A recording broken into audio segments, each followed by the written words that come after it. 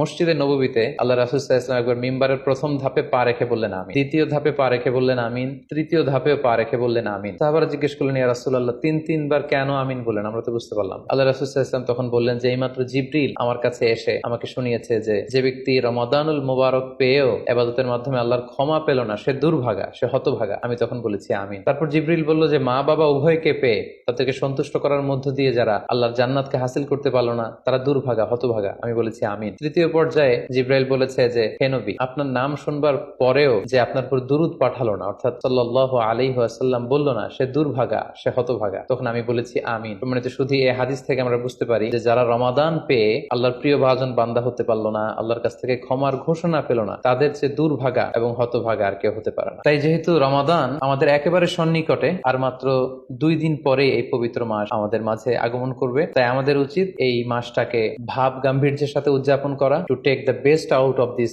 Blessed month. যত বেশি পরিমাণে সম্ভব নেক কাজ করে আল্লাহ তাআলার ক্ষমাপ্রাপ্ত বান্দাদের অন্তর্ভুক্ত হওয়ার চেষ্টা করা। আমরা যদি এই মাসকে উদযাপনের জন্য এখন থেকে একটা প্ল্যান করি বা প্রোগ্রাম করি এবং সেটার আলোকে যদি পুরো মাসটি আমরা পরিচালনা করবার চেষ্টা করি, তাহলে আশা করি খুবই ফ্রুটফুল ওয়েতে এই যে অফার দেওয়া হয়েছে, স্পেশাল অফার, এই অফার গুলোকে আমরা কাজে লাগাতে পারবো এবং বেশি বেশি ইবাদত করে আল্লাহ তাআলার প্রিয় ভাজনদের অন্তর্ভুক্ত হতে পারবো।